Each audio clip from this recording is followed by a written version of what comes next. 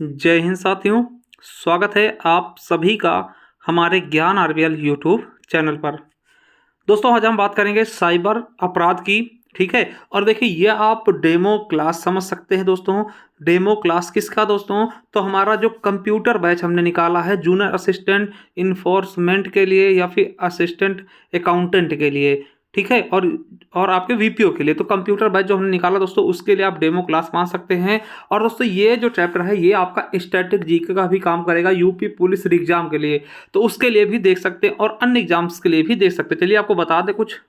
तो साथियों ये है कंप्यूटर बैच। ठीक, कंप्यूटर बैच 2024 के नाम से हमने इसको निकाला है। साथियों ये किसके किसके लिए उपयोगी दोस्तों? जूनियर असिस्टेंट के लिए, यूपी ट्रिपल एस जो भी एग्जाम होंगे। ठीक, एजीटीए के लिए भी इंपॉर्टेंट दोस्तों। ठीक, उसका भी सिलेबस सेम ही है।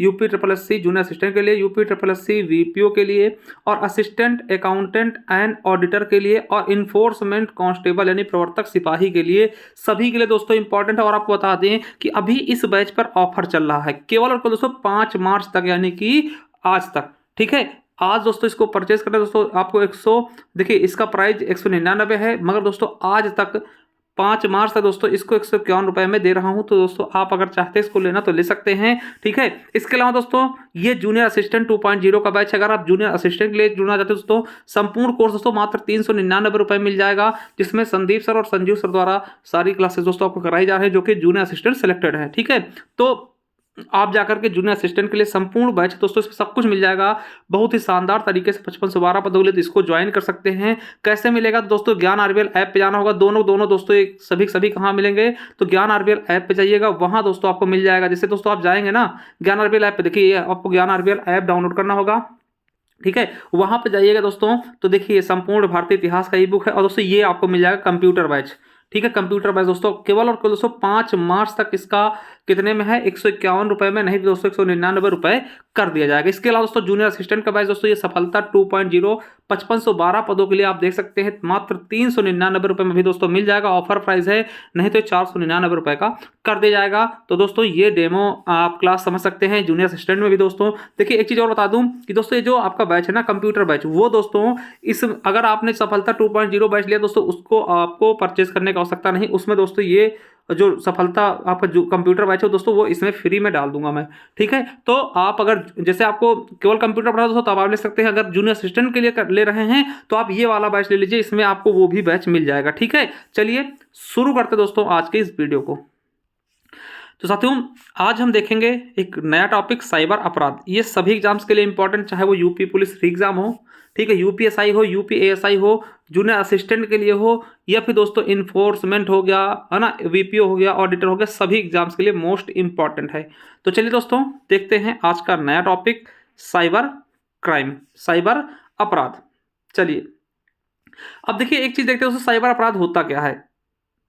साइबर अपराध होता क्या है तो आपको बता दें, जब कोई व्यक्ति जानबूझकर आपराधिक भावना से किसी कंप्यूटर कार्यक्रम, network data, software, internet, website, email, cell phone, ATM में प्रयुक्त होने वाली किसी कंप्यूटर साधन कोड को छिपाता है या छिपाने की कोशिश करता है, या उसमें किसी भी प्रकार की छेड़छाड़ करता है, या किसी दूसरे को ऐसा करने के लिए प्रेरित करता है, उसे हम साइबर क्राइम कहते हैं। समझिएगा दोस्तों क्या होता है। जैसे आपका कंप्यूटर है, आपके बिना अनुमति दोस्तों कंप्यूटर में प्रवेश करता है और कुछ दोस्तों हानि पहुंचाने की कोशिश करता है, कुछ भी करने की कोशिश करता है दोस्तों, वो क्या है? साइबर क्राइम है। आप नकली सॉफ्टवेयर दोस्तों डाल के आपको हैक करता है, या फिर कोई चीज़ें आपके दोस्तों स्पैम ईमेल भेजकर दोस्तों आपकी चीज़ें को दोस्तों हैक करने की कोशिश करता है ना, आपके एटीएम से दोस्तों पैसे चुराता है। सभी क्या है? साइबर क्राइम के अंतर्गत आते हैं। यानी दोस्तों ये जो ठगी है वो साइबर क्राइम कहलाती है। ठीक है, चलिए अब साइबर क्राइम का जनक कौन है? तो बॉब थॉमस दोस्तों साइबर क्राइम का जनक कहते हैं। साइबर अपराध दोस्तों संविधान के किस सूची का विषय दोस्तों? आपको पता है कि संविधान में दोस्तों 3 सूचियां हैं। एक दोस्तों होती संघ सूची, दूसरी दोस्तों राज्य सूची, और तीसरी दोस्तों समवर्ती सूची। तो दोस्तों जिन पर दोस्तों आपको बता दें कि संघ केंद्र कानून बनाता है वो संघ सूची में आते हैं, जिन पर राज्य कानून बनाएगा राज्य सूची, और जिन पर दोनों लोग कानून बनाते हैं वो समवर्ती सूची में आते हैं। मगर दोस्तों साइबर अपराध किसका विषय है? तो राज्य सूची का। ठीक है, और दोस्तों याद रखेंगे कि उत्तर प्रदेश के 57 जिलों में साइबर क्राइम पुलिस स्टेशन क्या है, प्रस्तावित हैं, खोले जाएंगे। कितने जिलों में? 57 जिलों में। ठीक है। और आपको बता दें कि उत्तर प्रदेश के साइबर अपराधों पर प्रभावी अंकुश लगाने के लिए हर जिले में national cyber crime reporting portal से निगरानी की जाएगी, यानी NCRP। आप हो सकता है NCRP की फुल फॉर्म पूछ ले तो national cyber crime reporting portal. ठीक है। चलिए आगे देखते हैं दोस्तों। और आपको बता दें कि साइबर क्राइम, साइबर अपराध की जागरूकता के लिए दोस्तों ट्विटर पर दोस्तों, यानी अब तो इसका नाम X हो गया है। ठीक है। ट्विटर पर दोस्तों साइबर दोस्त के नाम से गृह मंत्रालय ने एक वेबसाइट लॉन्च की थी, मतलब एक आईडी लॉन्च की थी, जिसपे दोस्तों साइबर क्राइम से संबंधित आपको जानकारी दी जा रही है। ठीक है। तो ये चीजें याद रखेंगे दोस्तों। ट्विटर का नया नाम क्या है? X कर दिया गया। ठीक है। किसका है? तो आप सभी जानते होंगे, एलन मस्क का। ठीक है। चलिए अगला दोस्तों, सबसे ज्यादा सर्वाधिक दोस्तों साइबर क्राइम किस राज्य में होता है दोस्तों? तो तेलंगाना में। ठीक है। वैसे दोस्तों साइबर स्टेट ऑफ इंडिया किसको बोलते हैं? तो दोस्तों महाराष्ट्र को हम साइबर स्टेट ऑफ इंडिया भी बोलते हैं। ठीक है। तो याद रखेंगे कि तेलंगाना में सबसे ज्यादा साइबर क्राइम होते हैं। और एक चीज याद रखेंगे दोस्तों कि प्रत्येक जिले में साइबर स्टेशन खोलने वाला पहला राज्य कौन सा है? तो महाराष्ट्र। दोस्तों महाराष्ट्र के हर एक जिले में साइबर थाने हैं। ठीक है। हर एक जिले में साइबर थाने खोलने वाला पहला दोस्तों जो राज्य बना था वो कौन है? महाराष्ट्र बना था। कुछ चीजें आपको ऐसे भी याद रखनी जरूरी नहीं कि वो चीजें लिखी हुई हों। ठीक है। चलिए साइबर क्राइम की समस्या क्या क्या है दोस्तों? तो आपको बता दें कि साइबर अपराध के द्वारा इंटरनेट के माध्यम से आर्थिक अपराध, यानी कि पैसे किसी से ठग लेना, आर्थिक अपराध, अवैध वस्तुओं की खरीद फरोख्त दोस्तों, कोई ऐसी चीजें जो दोस्तों आप इंटरनेट से दोस्तों खरीद लेते हो और बाहर वो मिलती नहीं है। ठीक है। समझ रहे हैं ना? हाँ। जुआ खेलना हो गया, आप ऑनलाइन कोई दोस्तों सट्टेबाजी कर रहे हैं, जुआ खेल रहे हैं। जालसाजी करना, नकली चीजें करके दोस्तों आप जालसाजी करते हैं। दुष्प्रचार करना, कोई दोस्तों भड़काऊ चीजें करना, ठीक, किसी को भड़काऊ भाषण दे देना, है ना, पोस्ट कर देना, ये सब चीजें। पासवर्ड की चोरी करना, सूचनाओं की चोरी करना दोस्तों, ये समस्याएं बढ़ती जा रही हैं साइबर क्राइम के द्वारा। ठीक है। चलिए अब दोस्तों ये क्वेश्चन देखिए आपके यूपी पुलिस में पूछा गया इसी बार। ठीक है। क्या इसी बार यूपी पुलिस में पूछा गया मेरे दोस्तों? क्या पूछा गया? साइबर क्राइम शिकायत दर्ज कराने का दोस्तों हेल्पलाइन नंबर क्या? 1930। क्या है? साइबर क्राइम दर्ज कराने दोस्तों ऑनलाइन नंबर क्या है दोस्तों? हेल्पलाइन नंबर क्या है? तो 1930 पर दोस्तों अगर आपके साथ साइबर ठगी होती है तो आप दोस्तों 1930 पर दोस्तों क्या कर सकते हैं? इसकी रिपोर्ट दर्ज करा सकते हैं। क्या करा सकते हैं? इसकी रिपोर्ट दर्ज करा सकते हैं। ठीक है। याद रखना है, बहुत इंपॉर्टेंट है। 1930 पर यूपी पुलिस अभी दोस्तों जो आपका 2024 में एग्जाम हुआ लेटेस्ट, उसमें पूछा गया।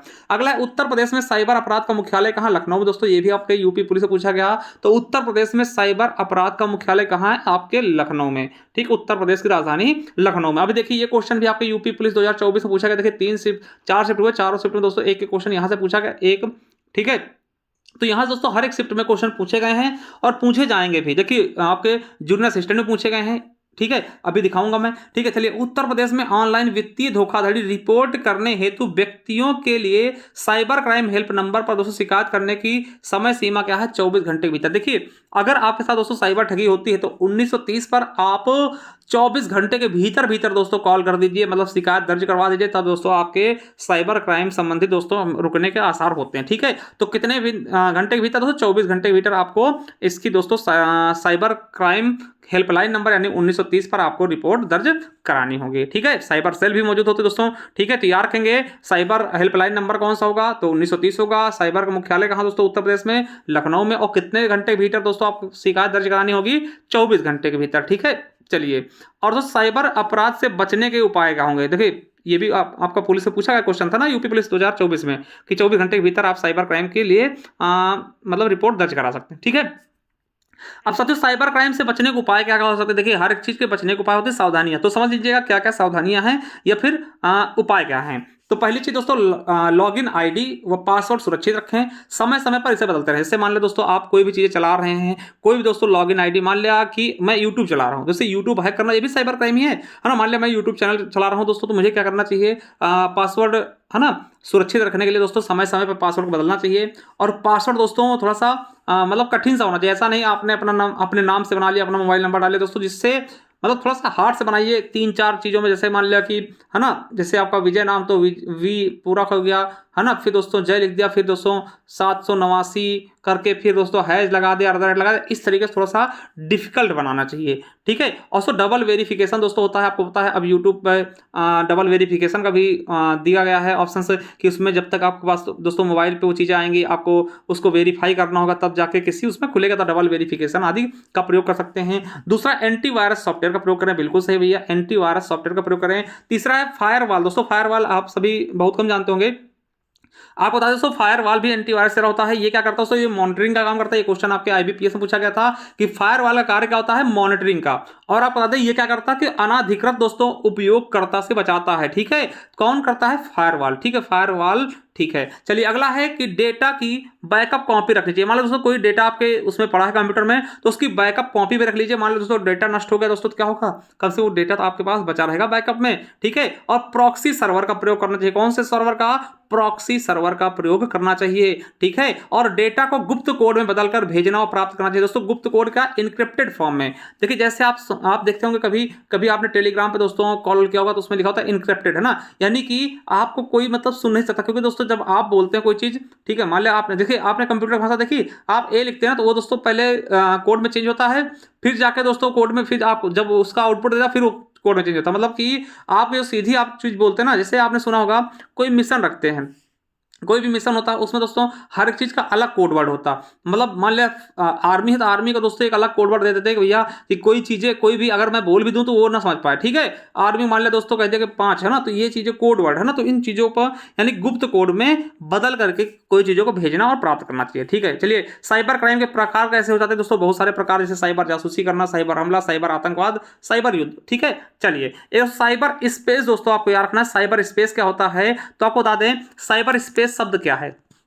तो देखिए साइबर सुरक्षा नीति 2013 के अनुसार, देखिए साइबर सुरक्षा नीति आपसे पूछ सकता कब आया, 2013 में। तो साइबर सुरक्षा नीति 2013 के अनुसार साइबर स्पेस लोगों, ठीक है, सॉफ्टवेयर और सेवाओं के बीच अंतःक्रियाओं का एक जटिल परिवेश है, जिसमें सूचना और संचार प्रौद्योगिकी युक्तियों और नेटवर्कों के विश्वव्यापी वितरण समर्थन मिलता है। यानी कि दोस्तों जो भी मतलब इंटरनेट का जो भी दोस्तों पूरा माया जाल दोस्तों वो साइबर स्पेस ही है, इतना समझ लीजिए, ठीक है। यानी मैं कह दूं शॉर्ट सी भाषा में, तो इंटरनेट पर उपलब्ध सारी जानकारियां या संपूर्ण डाटा दोस्तों क्या है, साइबर स्पेस। यानी इंटरनेट पे आप कुछ भी सर्च कर पा रहे हैं ना, यूट्यूब चैनल सर्च कर पा रहे हैं दोस्तों, ये सभी क्या है, साइबर स्पेस है, ठीक है।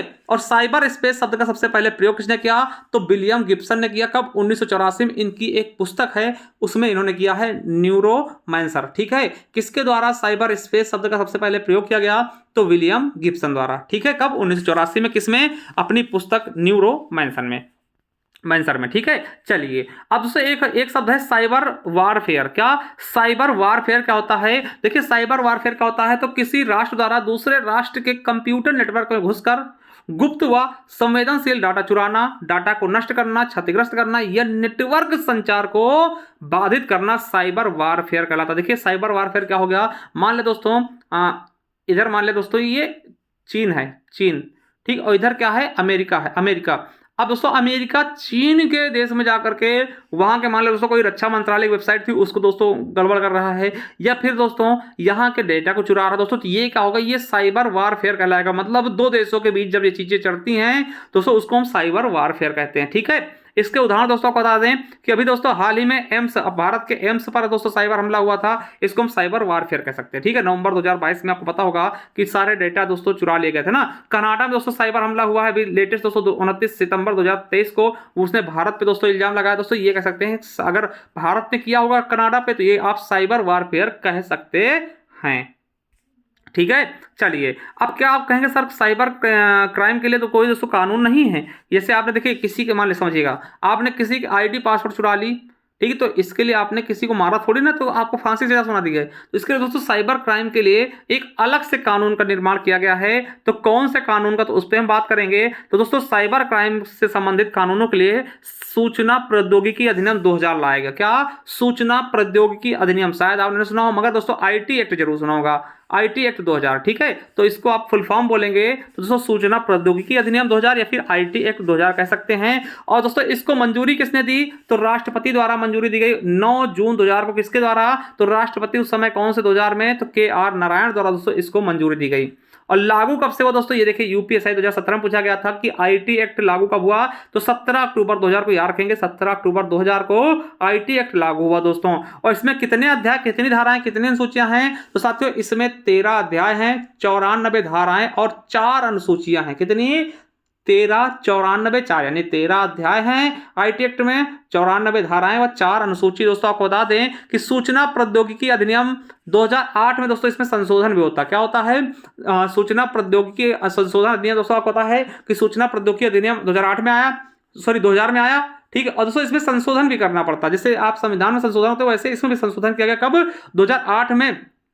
और ये दोस्तों जो 2008 में जो संशोधन हुआ, इसको लागू कब से किया गया, तो 27 अक्टूबर 2009 को लागू किया गया। और ये क्वेश्चन आपके यूपी पुलिस में पूछा गया था कि सूचना प्रौद्योगिकी अधिनियम में संशोधन कब किया गया, 2008 में, ठीक है। चलिए देखिए यही क्वेश्चन आपका, देखिए यूपी पुलिस में पूछा गया था ये, और यही सेम क्वेश्चन दोस्तों आपके जेल वार्डन में पूछा गया, ठीक है। क्या पूछा गया कि 2008 में भारतीय आईटी अधिनियम 2000 में संशोधन किया गया, यानी कि क्या पूछा गया था, भारत आईटी अधिनियम 2000 में संशोधन कब किया गया, तो आप बताइएगा 2008 में। देखिए सेम क्वेश्चन आपके यूपी पुलिस में भी पूछा गया 2018 में, और सेम क्वेश्चन आपके जेल वार्डन में भी पूछा गया, ठीक है। इसलिए प्रीवियस ईयर क्वेश्चन दोस्तों बहुत बड़ा और अहम रोल होता है, ठीक है। चलिए अब दोस्तों देखिए 2000 में जो संशोधन किया गया, इस पे दोस्तों किस पर ध्यान दिया गया, तो आपको बताते 2008 में जो संशोधन किया गया आईटी एक्ट 2008 में जो संशोधन किया गया, उसमें दोस्तों साइबर सुरक्षा पर अतिरिक्त ध्यान केंद्रित किया गया, यानी कि जो साइबर सुरक्षा है ना, इस पे दोस्तों अतिरिक्त ध्यान केंद्रित किया गया है।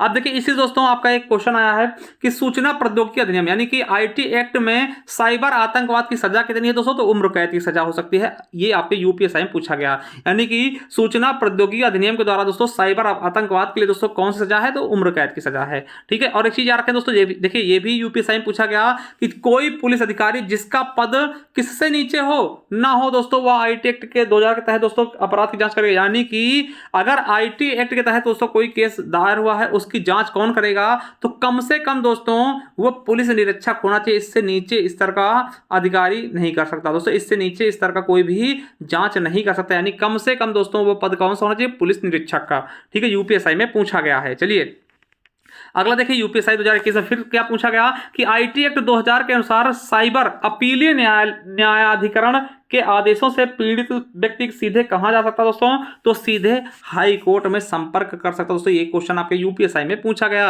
यानी कि साइबर अपराध के अनुसार दोस्तों अगर आपके पीड़ित है दोस्तों, तो सीधा आप हाई कोर्ट संपर्क कर सकते हैं। चलिए दोस्तों देखिए जो आईटी एक्ट है दोस्तों उसकी धारा 62 में पूछी गई यूपीएसआई में, तो याद रखें दोस्तों कि आईटी एक्ट की धारा 62 सीएटी के फैसले या आदेश से असंतुष्ट व्यक्ति, आप मान ले दोस्तों सीएटी के फैसले या फिर आदेश दोस्तों आप असंतुष्ट हैं, व्यक्ति अधिकरण के फैसले या आदेश की अधिसूचना की तारीख से दोस्तों 60 दिनों के भीतर वो उच्च न्यायालय में अपील कर सकते हैं। यानी अगर आप सीएटी के फैसले से दोस्तों संतुष्ट नहीं हैं, तो आप 60 दिन के भीतर उच्च न्यायालय में अपील कर सकते हैं। कितने दिन के भीतर पूछा गया क्वेश्चन, तो 60 दिन के भीतर, ठीक है। एक दोस्तों आईटी एक्ट की धारा 66A याद रखेंगे, आईटी एक्ट की धारा 66 है दोस्तों, ये बहुत इंपॉर्टेंट है। श्रेया सिंघल बनाम भारत संघ, आप बता दें वर्ष 2015 में श्रेया सिंघल मामले में इस प्रावधान को असंवैधानिक और अभिव्यक्ति की स्वतंत्रता का उल्लंघन करार देते हुए इसको रद्द कर दिया गया, यानी कि धारा 66 दोस्तों 2015 में रद्द कर दिया गया। इसके बनाम आपसे पूछेगा दोस्तों कि श्रेया सिंघल बनाम भारत संघ किससे संबंधित, तो आईटी एक्ट की धारा 66A से। ये क्वेश्चन आपके एग्जाम में पूछा जा सकता है, ठीक है। और यूपीएसआई में पूछा गया ये दोस्तों किसका उल्लंघन था, तो अनुच्छेद 19 यानी भाषा की स्वतंत्रता और अनुच्छेद 21 जीने का अधिकार, दोनों दोस्तों विपरीत था। यानी एक तरफ कह रहा दोस्तों कि हमें बोलने की स्वतंत्रता है, और एक तरफ कह रहा अगर जिसके लिए बोल रहे हैं उसके भी तो गरिमापूर्ण जीने की स्वतंत्रता है, यानी दोनों का टकराव था। इसलिए दोस्तों इसको धारा 66A आईटी एक्ट की धारा 66A को 2015 में श्रेया सिंघल बनाम भारत संघ के द्वारा हटा दिया गया, ठीक है। चलिए अब अगला देखते हैं दोस्तों, भारत सरकार ने वर्ष 2013 को राष्ट्रीय सुरक्षा नीति का निर्माण किया। याद रखेंगे राष्ट्रीय सुरक्षा नीति निर्माण कब हुआ, 2013 में। और उससे एक समिति है, क्या है, BN श्रीकृष्णा समिति दोस्तों 2018 में। ये किससे संबंधित है दोस्तों, पर्सनल डाटा संरक्षण से संबंधित है, ठीक है। पर्सनल डेटा संरक्षण संबंधित कौन सा है, तो BN श्रीकृष्णा समिति, ठीक है, याद रखेंगे। और तो भारत का पहला साइबर पुलिस स्टेशन कहां खोला गया, तो बेंगलुरु में। ये यूपीएसआई में पूछा गया।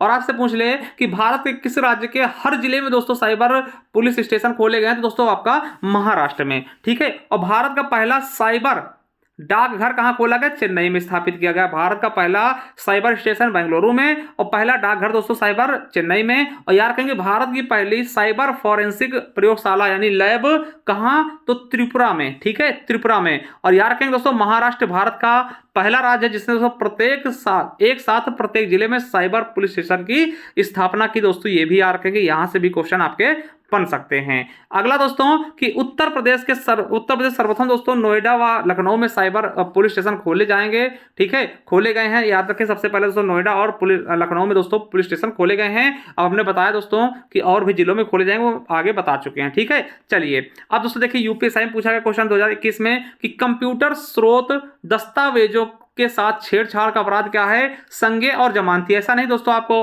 असंज्ञेय अपराध हो, मतलब कि बिना जमानत आप जमानत ही ना छुड़ा पाए, ठीक है, यानी जमानत पे छूट जाएंगे, ठीक है। चलिए अगला है पैकेज क्या होता है?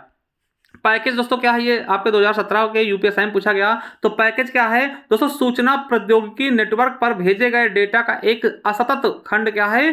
पैकेज कहलाते हैं। सूचना का एक असतत खंड क्या कहलाता है? पैकेज कहलाता, ठीक है। चलिए याद रखेंगे।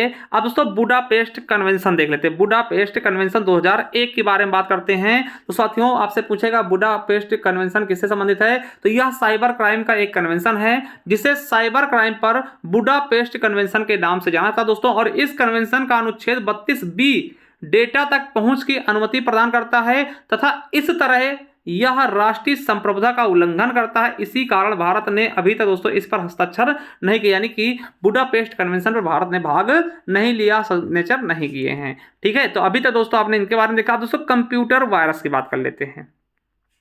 क्या साथियों? कंप्यूटर वायरस की बात कर लेते हैं। कंप्यूटर वायरस का दोस्तों आपने वायरस नाम सुना होगा, ठीक है, वायरस नाम सुना होगा दोस्तों, वो विषाणु नहीं है, ठीक है। वायरस दोस्तों कंप्यूटर की बात करते हैं। तो याद रखेंगे यह एक प्रोग्राम है जो कंप्यूटर के अंदर रखी फाइलों को क्षति पहुंचाता है, यानी कि ये दोस्तों गलत भावना से दोस्तों कंप्यूटर के अंदर पहुंचता और किसी फाइल को दोस्तों क्षति पहुंचाता है। ये IBPS में पूछा गया यही सेम एग्जांपल, ठीक है। कंप्यूटर की वायरस की परिभाषा क्या है? यह एक प्रोग्राम है जो कंप्यूटर के अंदर रखी फाइलों को क्षति पहुंचाता है।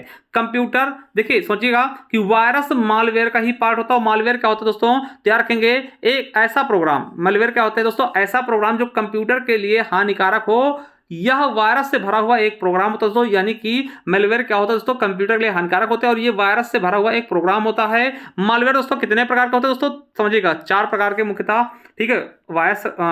वायरस हो गया, वार्म हो गया, ट्रोजन हॉर्स हो गया और स्पाईवेयर हो गया ना। तो इनके बारे में अभी हम देखेंगे भी, ठीक है, एक एक करके सबके बारे में देखेंगे, ठीक है। चलिए अब दोस्तों देख लेते हैं वायरस क्या है। तो वायरस के बारे में देखिए दोस्तों। वायरस का पहले फुल फॉर्म देख लीजिएगा।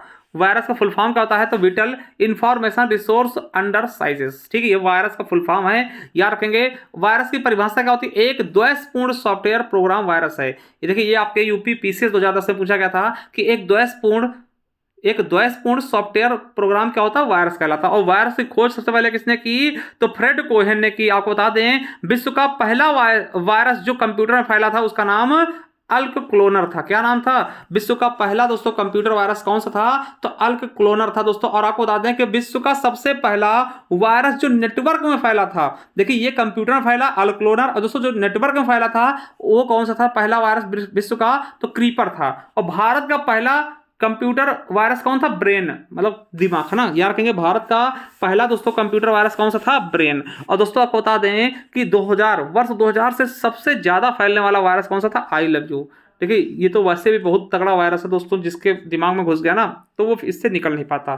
तो यार कहेंगे कि 2000 के बाद दोस्तों अब तक सबसे ज्यादा फैलने वाला वायरस कौन सा है? तो आई लव यू है, ठीक है, याद रखेंगे। आपसे पूछ सकता है क्या है, तो भैया प्यार मोहब्बत ना पढ़ना, इसको बता देना वायरस है, ठीक है। चलिए वायरस का स्रोत, वायरस कैसे आते हैं दोस्तों? पहली चीज वायरस आते कैसे? वायरस आने के स्रोत क्या हैं? तो आपके मोबाइल या फिर दोस्तों कंप्यूटर में वायरस कैसे आएंगे? तो पहली चीज इंटरनेट चलाते हैं, इंटरनेट जरिए दोस्तों वायरस आते हैं, ठीक है, इंटरनेट जरिए आएंगे। और दोस्तों सबसे ज्यादा वायरस स्पैम ईमेल से आते हैं दोस्तों। देखिए MPPCS में पूछा गया क्वेश्चन है, ठीक है। स्पैम ईमेल क्या होता है दोस्तों? जंक, ये देखिए जंक में चलाते हैं दोस्तों, यानी अनचाहे मेल, ठीक है। इनको दोस्तों खोलना चाहिए। जो अनजान ईमेल दोस्तों उसको कभी खोलना नहीं चाहिए। जो अटैचमेंट के साथ आए उनको कभी भी आपको खोलना नहीं चाहिए, उसमें दोस्तों कुछ भी हो सकता है, ठीक है।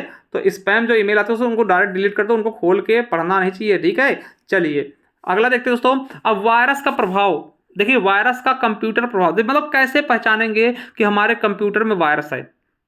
समझिएगा सीधी सी बात कि कैसे आप पहचानेंगे कि भैया आपके कंप्यूटर में वायरस है। तो कैसे पहचानेंगे, तो कंप्यूटर में वायरस पहचानने के लक्षण क्या है दोस्तों। यूपीएसआई देखिए, एसबीआई में पूछा गया 2012 के एग्जाम में। पहली चीज कंप्यूटर का स्वतः रिबूट होना, यानी कंप्यूटर आपको चल रहा, फिर दोस्तों अपने आप मतलब कि मतलब रिबूट हो गया, यानी फिर बंद हो गया फिर से स्टार्ट हो गया ना। तो वो चीजें अपने आप से, कंप्यूटर का बार बार हैंग होना, आप कुछ चला रहे हैं दोस्तों, हैंग हो गया, चल ही नहीं रहा, तब आप समझिए आपके उस कंप्यूटर में वायरस है। अगला है वेब ब्राउजर को असामान्य या गलत वेब होम पेज खोल देता है। मान लो आप वेब ब्राउजर में दोस्तों कोई चीज खोलते ना, मान लिया आपने गूगल खोला और गूगल खोल दिया, मतलब कुछ भी खोल दिया उल्टा सीधा, तो समझ लीजिए भैया आपके इसमें वायरस आ चुके हैं। कंप्यूटर की कार की गति का धीमा होना, यानी कंप्यूटर आपको पहले अच्छा चल रहा था, अब बहुत धीमे धीमे चल रहा दोस्तों, रिफ्रेश कर रहे हैं फिर भी धीमे धीमे चल रहा, तब भी आप समझिए आप वायरस के चपेट में हैं। अगला दोस्तों, कंप्यूटर मेमोरी में स्थित कुछ फाइलों का प्रभावित होना, मतलब कुछ फाइलें हैं कि गलत आपकी इनकरेक्ट दिखा रही है, फिर खुल नहीं रही है, तो वो भी वायरस के ही लक्षण हैं। कुछ प्रोग्रामों का कंप्यूटर में न चलना, दोस्तों कोई प्रोग्राम है वो कंप्यूटर में नहीं चल रहा है दोस्तों, तब भी आप समझिए कि क्या है,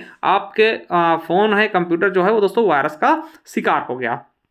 ठीक है, चलिए एक दोस्तों, पॉलीफार्मिक वायरस का होता है, यह स्वचालित रूप से, इसकी परिभाषा पूछी गई यूपीएसआई 2017 में। पॉलीफार्मिक वायरस का होता है, यह स्वचालित रूप से स्वयं को कूटबद्ध करता है और प्रतिलिपियां बनाता है, मतलब खुद की कई सारी प्रतिलिपियां बना करके ये काम करने लगता है, इसको हम क्या बोलते हैं, पॉलीफार्मिक वायरस। ठीक है, चलिए दूसरा दोस्तों, वर्म क्या होता है।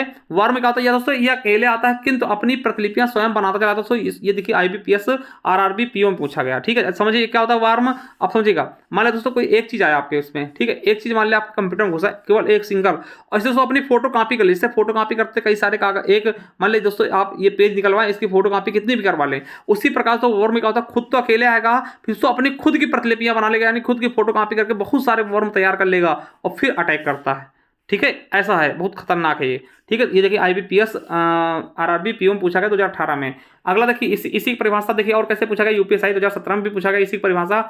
वह स्वसंपूर्ण मालवेयर कंप्यूटर प्रोग्राम है जो अन्य कंप्यूटरों में प्रसार करने के लिए खुद की प्रतिकृति बना लेता है, यानी कि खुद की दोस्तों फोटो कॉपी कर लेता है, यानी खुद कई सारी बना लेगा ना, एक होगा एक से हजार कर लेगा, तो वो दोस्तों क्या होता है, वर्म कहलाता है। ठीक है, स्रोत क्या होता है दोस्तों, किसी अपरिचित वेबसाइट के साथ दोस्तों, या फिर फेक वेबसाइट के साथ। आप कोई अपरिचित वेबसाइट खोल लेते हैं या फिर फेक वेबसाइट खोल लेते हैं, आपके मोबाइल पे कोई लिंक आया, लैपटॉप पे कोई लिंक आया दोस्तों, आपने खोल लिया तो आपका क्या हो जाएगा, उसमें वर्म आ जाएगा। इससे दोस्तों लक्षण कैसे होंगे, दोस्तों इसमें फोन ये लैपटॉप आपको गर्म होने लगे, बहुत तेज गर्म होगा, आप देखते होंगे, हैंग होने लगे, गर्मी में नहीं, गर्मी में बात करते करते गर्म हो जाएगा, हो नहीं वार्म घुस गया, ऐसा नहीं ना। तो ये दोस्तों ऐसा होता है, ये गर्म होगा, बहुत तेजी गर्म होगा, हीट होगा, मोबाइल हैंग करने लगेगा, और सबसे ज्यादा दोस्तों हार्ड डिस्क को प्रभावित करता है। ठीक है, चलिए अगला दोस्तों इसका होता है इस देखिए स्टक्सनेट क्या होता है, तो स्टक्सनेट क्या होता है दोस्तों, यह एक कंप्यूटर वर्म है जो औद्योगिक नियंत्रण प्रणाली को निशाना बनाता है, यानी कि उद्योग वाली चीजें, औद्योगिक वाली चीजों को दोस्तों आपके नियंत्रण प्रणाली को निशाना बनाएगा दोस्तों। और आपको बता दिए इसका दोस्तों लेटेस्ट एग्जांपल दोस्तों, देखिए यूपी पुलिस से पूछा गया था, स्टक्सनेट क्या होता है, तो इस स्टक्सनेट के द्वारा दोस्तों 2007 में ईरान के परमाणु कार्यक्रम पर हमला किया गया था, आक्रमण किया गया था दोस्तों। ठीक है, याद रखेंगे ये क्या करता है, स्टक्सनेट क्या होता है, ये औद्योगिक नियंत्रण प्रणाली पर दोस्तों हमला करता है। ठीक है, चलिए ट्रोजन क्या होता है, ट्रोजन की बात करते हैं दोस्तों, तीसरा देखते हैं ट्रोजन क्या होता है। इसे फेक सॉफ्टवेयर या नकली प्रोग्राम के नाम से जानते हैं दोस्तों, ये मतलब कि किसी तरह कॉपी कर लेगा, मतलब कि फेक या फिर नकली प्रोग्राम कर सकते हैं। ठीक है, यानी कि स्रोत क्या होता है, खुला इंटरनेट होने पर कभी कभी अलर्ट आते रहते हैं और कोई सॉफ्टवेयर डाउनलोड करने की सलाह का नोटिफिकेशन आता है, जिसे आप डाउनलोड करने के बाद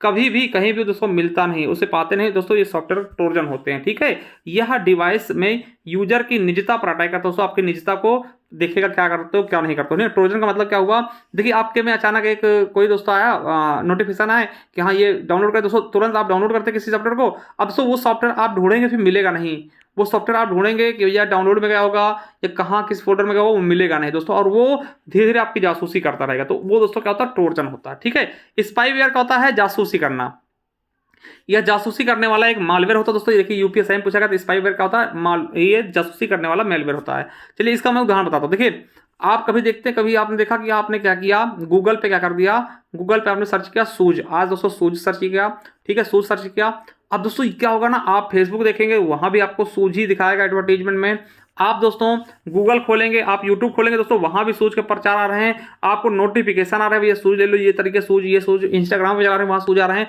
तो भैया कैसे होता है, ये स्पाई वेयर, ठीक है, ये आपको दोस्तों ये जासूसी करता है हर चीज़ की आपकी, आप करना क्या चाहते हैं, ठीक है, यानी कि और दोस्तों ये आपके ना सारी चीज़ें आपके यूजर नेम पासवर्ड सारी चीज़ें देखता रहता है, ठीक है।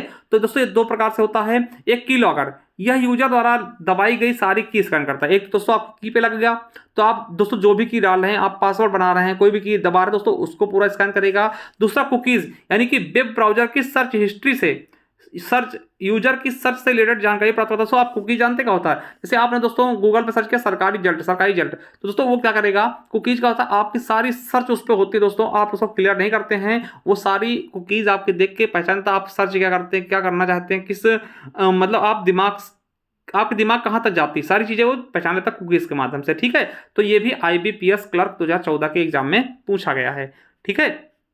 चलिए अब सबसे एंटीवायरस देख लेते हैं, एंटीवायरस क्या होता है, ठीक है। एंटीवायरस का होता है दोस्तों, हमने वायरस देख लिया। अब एंटीवायरस होता है, देखिए जब सिस्टम या डिवाइस में कोई वायरस आ जाता है तो उसे रोकने के लिए एक एंटीवायरस डाउनलोड किया था दोस्तों, ताकि कोई वायरस डिवाइस को प्रभावित ना कर सके। यानी इसका प्रयोग क्या होता है दोस्तों, इसका प्रयोग इन्फेक्टिव है ना, इन्फेक्टेड फाइलों को क्लीन करना दोस्तों। ये MPCT 2018 में पूछा गया क्वेश्चन है। जैसे क्विक हील आपने देखा होगा है ना, ट्रेंड माइक्रो होगा, AVG होगा, एवास्ट हो गया, पांडा हो गया, ये दोस्तों क्या है, एंटीवायरस हैं, ठीक है। आपको बता दें ये दोस्तों फायरवॉल होता है, बहुत बार क्वेश्चन पूछा गया, कंप्यूटर में पहले से ही मौजूद सॉफ्टवेयर या प्रोग्राम जो एंटीवायरस तरह काम करता है तो फायरवॉल होता है दोस्तों। आप फायरवॉल डलवा लीजिए, ठीक है, तो आपको एंटीवायरस की जरूरत भी नहीं पड़ेगी, ठीक है।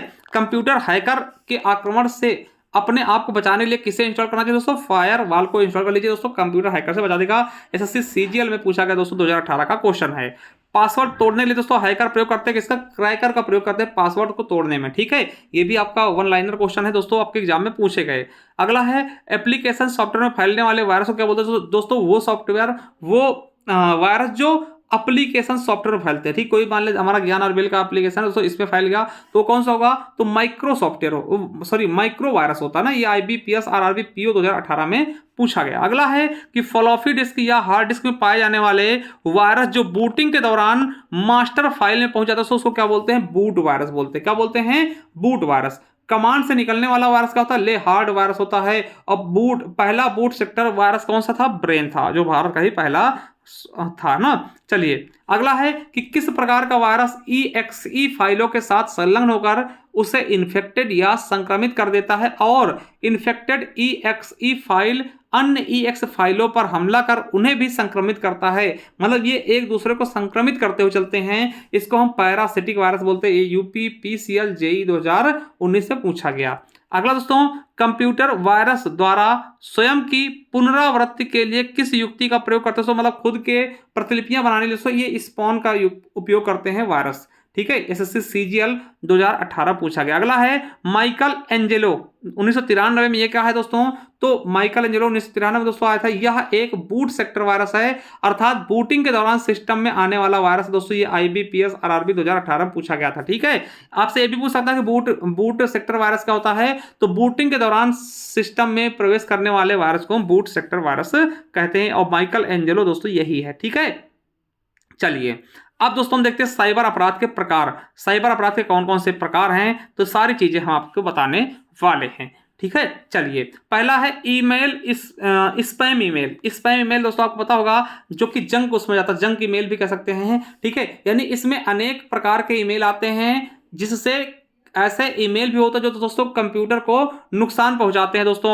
और इसमें दोस्तों क्या होता है, इससे वायरस आपके कंप्यूटर में आ जाते हैं, और आपके कंप्यूटर में दोस्तों क्या हो सकता है, साइबर अपराध आपके कंप्यूटर के साथ हो सकता है, ठीक है। यानी स्पैम ईमेल जिसको हम जंक बोलते हैं दोस्तों। स्पैम का होता है जो मतलब अनवांटेड वाले जो मेल होते हैं दोस्तों, आपको पता होगा कंप्यूटर खुद ही दिखाता है, वो जंक मेल कह सकते हैं इनको, ठीक है। तो याद रखेंगे स्पैम ईमेल का होता है जो दोस्तों इसमें अनेक प्रकार के ईमेल होते हैं दोस्तों, ठीक है, और ये कंप्यूटर नुकसान पहुंचाते हैं दोस्तों। इनको कभी खोलना चाहिए, स्पैम ईमेल को कभी खोलना चाहिए दोस्तों, देखते डिलीट कर देना चाहिए, ठीक है। नहीं इनमें दोस्तों अटैचमेंट कुछ भी आए दोस्तों उसको खोलना नहीं चाहिए, ठीक है।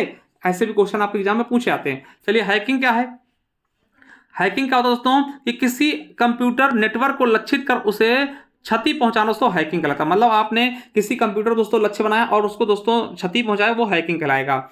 या फिर दोस्तों किसी की निजी जानकारी को हैक करना, जैसे उपयोगकर्ता के नाम, पासवर्ड और फिर उसमें दोस्तों फेरबदल करना दोस्तों ये क्या होता है, हैकिंग कहलाता है। या फिर दोस्तों इसकी देखिए परिभाषा पूछी गई यूपीएसआई 2021 में कि किसी भी कंप्यूटर पर अनधिकृत पहुंच यानी बिना उसके आगे के पहुंच करना दोस्तों वो हैकिंग अपराध होता है। ठीक है, चलिए हैकर क्या होता है दोस्तों, तो हैकर की परिभाषा दोस्तों एसएससी सीएचएसएल 2019 में पूछा गया कि एक व्यक्ति जो अपने ज्ञान का प्रयोग करके दूसरे व्यक्तियों के कंप्यूटरों से अवैध तरीके से जानकारी को प्राप्त करने या उसे नष्ट करने के लिए दोस्तों यूज होता है, दोस्तों उसको क्या बोलते हैं, हैकर बोलते हैं। यानी कि आप दोस्तों हैकर हैं, मतलब किसी दूसरे व्यक्ति के कंप्यूटर में अवैध तरीके से प्रवेश कर जाते हैं और उसकी जानकारी दोस्तों नष्ट करते हैं, नष्ट करने का प्रयास करते हैं, दोस्तों आप हैकर कहलाएंगे। ठीक है, अब तो हैकर भी दो तरीके के होते हैं। कितने तरीके, दो तरीके दोस्तों मुख्यतः हैकर होते हैं, उनके बारे में जान ले दोस्तों, इंपॉर्टेंट है।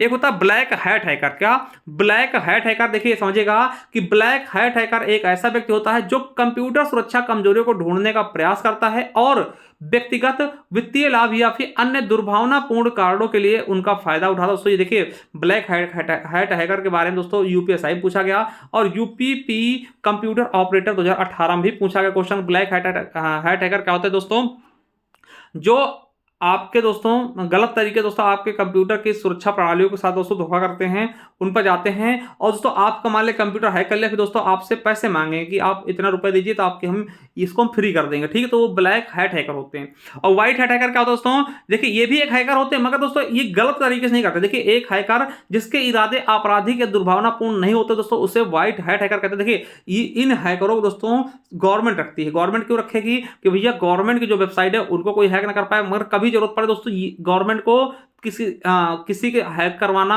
या किसी की जासूसी करवाना तब वो कर सके। ठीक है, मतलब ये देश के हित के लिए काम करते हैं, मतलब इनका दुर्भावना। देखिए ब्लैक हैट हैकर क्या कहते हैं, ये अपने फायदे के लिए दोस्तों किसी को भी नुकसान पहुंचा सकते हैं। मगर दोस्तों जो व्हाइट हैट हैकर होते हैं ये दोस्तों देखिए आप सुनिए, मान ले दोस्तों ब्लैक हैट हैकर है, ये किसी की वेबसाइट को हैक करेगा, मान ले कोई वेबसाइट को हैक करेगा। एक दोस्तों व्हाइट हैट हैकर होता है जो बचाता है कि कोई हैक ना कर पाए। दोस्तों वो क्या करता है, व्हाइट हैट हैकर का काम है किसी को नुकसान ना पहुंचाना मगर खुद का नुकसान ना होने देना। वो व्हाइट हैट हैकर होता है, मतलब जिसका इरादा आपराधिक या फिर दुर्भावनापूर्ण है। तो वो केवल देखिए जैसे आप सुनिए, आप दोस्तों आप कोई चीज सीखते हैं, मान लिया आपने मार्शल आर्ट सीखा, तो मार्शल आर्ट दो तरीके से, बहुत से लोग भैया मार्शल आर्ट सीख ले किसी को मारेंगे, तो मारेंगे इसका मतलब क्या, आप ब्लैक हैट हैकर हैं।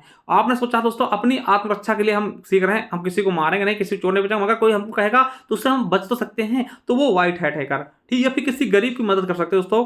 ठीक है, तो वो व्हाइट हैट हैकर का मतलब समझ गए कि इनका दोस्तों आपराधिक या फिर दुर्भावनापूर्ण कोई भी वो नहीं होता। ठीक है, चलिए, और व्हाइट हैट हैकर को दोस्तों हम एथिकल हैकर्स भी कहते हैं। ठीक है, इसी का नाम है। चलिए फिशिंग दोस्तों ये बहुत बार पूछा गया क्वेश्चन, कई बार पूछा गया, अभी आपका लेटेस्ट पुलिस में पूछा गया 2024 में। दोस्तों क्या होता है फिशिंग, फिशिंग मतलब फंसाना। समझिएगा फिशिंग का मतलब क्या होता है, तैयार किएगा कि ईमेल में भरोसेमंद स्रोत बनकर दुर्भावनापूर्ण कारणों के लिए संवेदनशील जानकारी जैसे यूजर नेम हो गया, पासवर्ड हो गया, क्रेडिट कार्ड विवरण आदि प्राप्त करने का प्रयास करना दोस्तों फिशिंग कहलाता है। दोस्तों ईमेल भेज दिया, आपको कहा गया आपने यूजर नेम बता दीजिए, पासवर्ड बता दीजिए, क्रेडिट कार्ड का नंबर बता दीजिए, आपकी लॉटरी लगी है, ऐसी चीजें करके तो आपको फंसाना। ठीक है, वो क्या होता है फिशिंग होता है। देखिए फिशिंग कहलाता है। और ये आपके यूपी पुलिस 2024 में पूछा गया, यूपी पुलिस 2019 में भी पूछा गया, और देखिए यूपीएसआई 2017 में पूछा। मतलब ये वाला आप मोस्ट से भी मोस्ट इंपॉर्टेंट लगा लीजिएगा। देखिए दूसरा किस तरह से आया, देखिए साइबर अपराधी फिशिंग के माध्यम से नकली ईमेल आईडी, ठीक है, नकली ईमेल आईडी या मैसेज भेजते हैं जो किसी प्रतिष्ठित कंपनी, बैंक, ऑनलाइन शॉपिंग आज से मिलते थे। मतलब आपको देखिए आपसे दोस्तों एसबीआई के नाम से दोस्तों आपने एसबीआई खाता खोला था, आपको एसबीआई के नाम से मैसेज किया या फिर दोस्तों ईमेल किया कि आपका अपडेट चल रहा है, आप अपना पासवर्ड बताइए, आप पे ओटीपी आ गई वो बताइए, और इस तरीके से आपके पैसे दोस्तों वो निकाल लेगा। ठीक है, तो ये दोस्तों क्या है फिशिंग, किसी को फंसा लेना। ठीक, गलत तरीके से किसी को फंसा लेना फिशिंग कहलाता है दोस्तों, ये समझिएगा। ठीक है, यानी कि आपको नकली ईमेल भेजा, मैसेज डाल दिया, कहते नहीं आपकी लॉटरी लग गई है, कंग्रेचुलेसन आपकी लॉटरी लगी, आप 200 रुपये नंबर भेजे या फिर लिंक भेज रहे हैं, इस पर क्लिक करके इसको ले लीजिए, तो वो चीज़ें फिशिंग होती है दोस्तों, इनको समझने की कोशिश करिए। ठीक है, ठीक है, तो फिशिंग समझ गए। अब देखिए इसी का आपको पता है फिशिंग से फिर पूछा गया है आपका, देखिए आईबीपीएस क्लर्क में क्या पूछा गया कि किसी के पास स्पैम मैसेज भेजना ताकि वह अपनी निजी जानकारी दे सके। मतलब फालतू मैसेज करना जिससे आप उसकी निजी जानकारी ले लें और उस जानकारी का दोस्तों उससे नुकसान हो सके, उस जानकारी से आप उसको नुकसान पहुंचा सके, ये फिशिंग कहलाता है। देखिए ऐसा एग्जाम्पल दोस्तों आपके आईबीपीएस क्लर्क में पूछा गया। और यार कहेंगे पहला फिशिंग मुकदमा दोस्तों 2004 में कैलिफोर्निया के एक किशोर के खिलाफ दोस्तों दायर किया गया था, जिसने दोस्तों अमेरिका ऑनलाइन वेबसाइट की नकल बना दी थी, मतलब सेम वैसे ही बना दी थी ना। अगला है कीलॉगर। कीलॉगर क्या होता है साथियों, कीलॉगर्स क्या होता है, अपने लॉगिन पासवर्ड और अन्य संवेदनशील जानकारी को प्राप्त करने के लिए आपके पीसी पर आपके द्वारा टाइप की जाने वाली हर चीज की दोस्तों की लॉगर से रिकॉर्ड करता है। देखिए की लॉगर क्या होगा, आप देखिए मान लिया दोस्तों हमारा मोबाइल है, उस पर जितने बटन है ना सबको दोस्तों वो नजर रखेगा। आपने कौन सी चीजें पासवर्ड डाली, कौन सा लॉगिन डाला, तो दोस्तों उसको की लॉगर से बोलते हैं। आपके एसएससी सीजीएल 2023 में पूछा गया की लॉगर से ना, यानी आपके की मतलब क्या था, बटन। आपके दोस्तों कीबोर्ड, मान लो आप कंप्यूटर में काम कर रहे हैं तो कीबोर्ड पे आपके पूरे कीबोर्ड पे ही नजर मार लेगा वो कौन सा पासवर्ड डाल रहे हैं, कौन सा क्या चीजें दबा रहे हैं। ठीक है, साइबर बुलिंग क्या होता है समझिएगा कि फेसबुक हो गया या फिर जैसी सोशल नेटवर्किंग पर अशोभनीय कमेंट करना, इंटरनेट पर धमकियां देना, किसी भी तरह का इस तरह का मजाक बनाना दोस्तों जब से जिससे दोस्तों तंग हो जाए उसे साइबर बुलिंग कहते हैं। दोस्तों आपने देखा होगा कि बहुत से लोग नए नए चलाते हैं दोस्तों फेसबुक पे दोस्तों गाली लिख रहे हैं, किसी को धमका रहे हैं, उल्टी सीधी बातें कर रहे हैं, दोस्तों साइबर बुलिंग के खिलाफ है आप। ठीक है, किसी से भी दोस्तों आप कहीं पर भी इंटरनेट में इस तरह किसी को धमकियां देना, जैसे कि योगी आदित्यनाथ को धमकी दे रहे हैं, आपने देखा होगा दोस्तों, ये साइबर बुलिंग है। ऐसी चीजें आप नहीं करेंगे।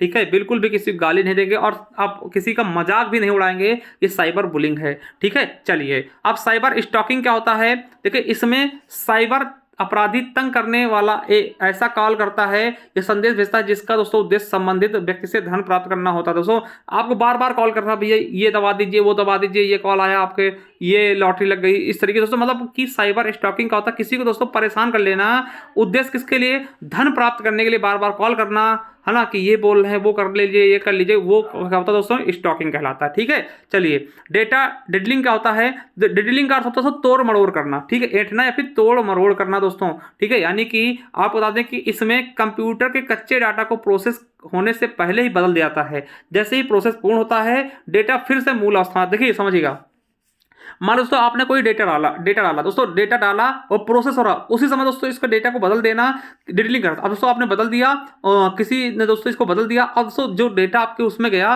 वो बदल के चला गया। दोस्तों ये क्या होगा, डेटा डिडलिंग, यानी कि तोड़ मरोड़ देना। जब डेटा कच्चा था तभी उसको बदल दिया गया, अब दोस्तों प्रोसेस होकर वो गलत डेटा ही आपको उसमें जाएगा दोस्तों, वो क्या होता है, डिडलिंग कहलाता है। ठीक है, सॉफ्टवेयर पायरेसी, पायरेसी का दोस्तों नकली बनाना, यानी कि नकली सॉफ्टवेयर तैयार कर सस्ते दामों में बेचा। जैसे आप कभी आप दोस्तों जाएंगे ना दिल्ली में, ठीक है, दिल्ली में दोस्तों जाएंगे और सबसे बड़ी मार्केट है दोस्तों आपको बता दें कनॉट प्लेस, वहां जाएंगे दोस्तों आपको फोटोशॉप की दोस्तों सीडी मिल जाएंगी, सॉफ्टवेयर मिल जाएगा दोस्तों 20-20 रुपए में पहले बिकता था ना ऐसा कुछ, तो दोस्तों नकली बनाते हैं, उसका कॉपी कर लेते हैं और वो बेचते रहते हैं। ठीक है, यानी कि कंप्यूटर प्रोग्राम का अनाधिकृत नकल और उपयोग जिससे दोस्तों बौद्धिक संपदा अधिकारों का उल्लंघन, तो उसको हम क्या बोलते हैं, यूपीएसआई में पूछा गया सॉफ्टवेयर पायरेसी। ठीक, सलामी अटैक क्या होता है, तब बताते हैं इसमें अपराधी धन कमाने हेतु किसी व्यक्ति के सॉफ्टवेयर प्रोग्राम में ऐसी हेराफेरी करता है कि उसे व्यक्ति को पता तक भी नहीं लगता। मतलब कि आपके दोस्तों क्या होगा, सलामी अटैक क्या होता है दोस्तों कि आप दोस्तों सॉफ्टवेयर प्रोग्राम में ऐसी हेरा फेरी कर देगा कि आप दोस्तों पता ही नहीं चलेगा, फिर आपसे फिरौती मांगेगा। ठीक है, तो ये दोस्तों साइबर सलामी अटैक कहलाता है। चलिए अगला है टाइम बम। ये दोस्तों टाइम बम क्या होता है दोस्तों, टाइम बम अपराध क्या होता है, एसबीआई पीओ 2008 में पूछा गया। यह स्वतंत्र प्रोग्राम है जिसमें दोस्तों प्रोग्राम इस तरह से बनाया जाता है कि तभी वो एक्टिवेट हो जब कोई विशेष तारीख की घटना, मतलब कि जैसे आप देखते हैं टाइम बम बांध देगा कि इतने बज के इतने मिनट पे ही फटेगा, उसी तरीके दोस्तों इसका भी काम होता है। ठीक है, अपने समय पर ही काम करेगा दोस्तों, जिस समय आप लगाएंगे कि हाँ इतने समय पे इसको फटना है। देखिए ये पूछा गया 2017 में पूछा गया कि किसी मेलिशियस प्रोग्राम है जो एक निश्चित मापदंड पूरा होने पर निष्पादित होगा, यह एक निश्चित फाइल को एक्सेस करता है जब तक निश्चित की संयोजन को दबाया ना जा सके ना, मतलब कि ये जब ही फटेगा जब ये काम करेगा जब आप बता देंगे हाँ इतने बज के इतने मिनट पे आपको काम करना है तभी करेगा। ठीक है, चलिए ट्रोजन हॉर्स का होता है, देखिए ये आपके यूपी पुलिस एग्जाम में पूछा गया दोस्तों 2019 में, ट्रोजन हॉर्स ये क्या होता है दोस्तों, यह एक अनधिकृत प्रोग्राम है जो अंदर से ऐसे काम करता है जैसे कि अधिकृत प्रोग्राम हो। एक अनधिकृत कंप्यूटर प्रोग्राम एक अधिकृत कार्यक्रम की तरह व्यवहार करता है, जिससे दोस्तों वास्तविक में दोस्तों वो वैसा लगता है, वास्तव जैसा लगता है दोस्तों, उसे छिपाता है। ठीक है, वो वास्तव में क्या है, वो क्या कर रहा है दोस्तों, उसे छिपाता है। यानी कि समझिएगा, जैसे मान लिया दोस्तों कोई दोस्तों मान लिया आप समझिएगा, जैसे मान लिया दोस्तों आप अंधे हैं, आप अंधे हैं, आपका लड़का दोस्तों कहा, आप लड़के बोला आप यहीं रहेंगे, आप लड़के ने क्या किया कि अपने किसी दोस्त को बिठा दिया, बोला कि आप पापा अंधे हैं, है ना, और क्या करिए जब भी ये जाए आप उनको पकड़ लीजिएगा, बोलिएगा मत, है ना, और उसी तरीके से काम करते रहेगा। आप तो उसी तरीके से सेम, मतलब कि इसमें होता क्या है कि आपको लगेगा कि भैया कि अधिकृत प्रोग्राम है, मगर दोस्तों उसके सेम जैसा अनधिकृत प्रोग्राम आपको उसमें इंटर कर जाता है, ठीक है। और वो वास्तव में क्या कर रहा है, उसे छुपाता रहता है। इसे दोस्तों क्या बोलते हैं, ट्रोजन हॉर्स बोलते हैं। यूपी पुलिस एग्जाम में पूछा गया। अगला है ईमेल बॉम्बिंग। क्या होता है? बम, जिससे बम फैला, बम बहुत ज्यादा गिरा देना, मतलब बहुत ज्यादा बम एक जगह गिराना ना, वो ऐसे ईमेल बॉम्बिंग होता है। किसी व्यक्ति के ईमेल पर इतनी बड़ी संख्या में ईमेल भेजना कि अकाउंट उसका ठप हो जाए, मतलब इतनी ज्यादा ईमेल भेज देना, एक ईमेल आईडी इतनी ज्यादा ईमेल भेज देना कि ईमेल आईडी उसकी हैक, मतलब ठप हो जाए, उसे ईमेल बॉम्बिंग कहते हैं। देखिए यूपीएससी 2017 में पूछा गया, ठीक है। अगला साइबर कूट रचना। देखो साइबर कूट रचना का होता है दोस्तों कि समझिएगा, इससे कूट रचना का अपराध कंप्यूटर, प्रिंटर या स्कैनर के माध्यम से करता है, मतलब किसी चीज की दोस्तों फोटो कॉपी कर लेना, ठीक है, नकली चीजें बनाना, जैसे मान लो नकली नोट बना लिया, वो क्या है, साइबर कूट रचना हो गया, ठीक है। साइबर मानहानि का होता है कि जब मानहानि का अपराध कंप्यूटर और इंटरनेट के माध्यम से कहता है दोस्तों, उसे साइबर मानहानि कहते हैं दोस्तों, ठीक। मानहानि समझ लो ना, साइबर मानहानि। अगर कोई मानहानि का अपराध कंप्यूटर और इंटरनेट से जुड़ा दोस्तों, वो साइबर मानहानि होगा। वित्तीय अपराध क्या होता है? वित्तीय मतलब पैसों के लिए जो अपराध करते हैं ना, यानी कि ऐसे अपराध जो सामान्यतः ऑनलाइन शेयर ट्रेडिंग, इंटरनेट व मोबाइल बैंकिंग इत्यादि के माध्यम से वो वित्तीय साइबर कहलाते हैं, ठीक है। बौद्धिक संपदा अपराध क्या होता है? ऐसे अपराध जो बौद्धिक संपदा, जैसे कॉपीराइट हो गया, है ना, जो चीज से मान ले दोस्तों हमने अपनी ई बुक निकाली, ये क्या हमने बौद्धिक वाली की ना, ई बुक, है ना, तो ये दोस्तों ये इनका आप पेटेंट करवा लीजिए, ट्रेडमार्क ले लीजिए, डिजाइनर, इनके दोस्तों आप उसकी कॉपी करते हैं, जैसे लिखा था नक्कालो सावधान ना, और इसकी अगर फोटो कॉपी करते तो ये यहाँ से ये चीजें होंगी, आपको पर केस किया है ना, वो चीज का है बौद्धिक संपदा। यानी ऐसे अपराध जो बौद्धिक संपदा, जैसे कॉपीराइट हो गया, पेटेंट हो गया, किसी का ट्रेडमार्क हो गया, डिजाइन हो गया, आज से संबंधित चीजें आप बनाते हैं, उसकी दोस्तों कॉपी करते हैं, वो बौद्धिक संपदा अपराध होगा। अगला है वेब जैकिंग। क्या होता है?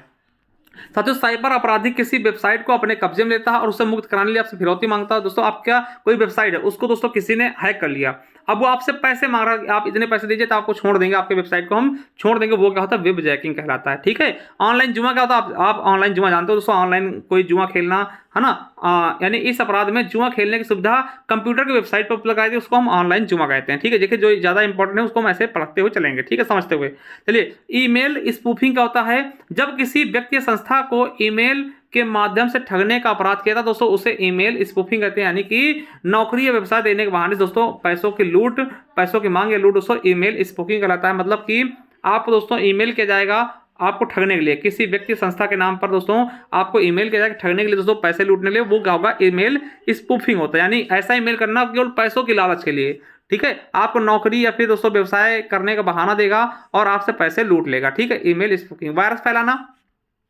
वायरस फैलाना आप जानते हैं दोस्तों, साइबर अपराधी कुछ ऐसे सॉफ्टवेयर कंप्यूटर पर भेजते हैं जिससे दोस्तों वायरस छिपे होते हैं, और जैसे दोस्तों आप उनको खोलते हैं आपके उसमें वायरस फैल जाता है, ठीक है, ये चीज आप समझ रहे होंगे। चलिए अगला है पोर्नोग्राफी। आपको पता है कि पोर्नोग्राफी दोस्तों एक कहीं ना कहीं दोस्तों अपराध है। आपको बता दें कि ऐसा अपराध जिसमें यौन क्रियाएं दिखा करके यौन उत्तेजना द्वारा पीड़ित से गलत काम करना दोस्तों, ये क्या होता है? पोर्नोग्राफी का। इसमें दोस्तों अश्लील लेखन हो सकता है, चित्र भी हो सकता है, वेबसाइट, है ना, अश्लील वेबसाइट और ब्लू फिल्म आप जानते होंगे दोस्तों, ये सब चीजें क्या पोर्नोग्राफी कहलाती है, ये भी दोस्तों साइबर अपराध के अंतर्गत आती हैं। आपको बता दें यदि कोई विदेशी नागरिक अश्लील सामग्री प्रकाशित करने के लिए भारतीय सर्वर का प्रयोग करता है दोस्तों, उसे भारत के साइबर कानून के तहत दोस्तों दंडनीय किया जा सकता है दोस्तों, ये भी रखेंगे। यूपीएससी में पूछा गया, नहीं कि आपसे पूछेगा कि मान लो कोई बाहर बैठा दोस्तों व्यक्ति है और वो भारत में दोस्तों भारतीय सर्वर दोस्तों इस तरह के अश्लील सामग्री दोस्तों प्रकाशित करता है, तो दोस्तों भारत के दोस्तों आईपीसी के तहत दंडनीय किया जा सकता है ना, ये चीज समझिएगा। चलिए अगला है वेब डिफेसमेंट। वेब डिफेसमेंट क्या होता है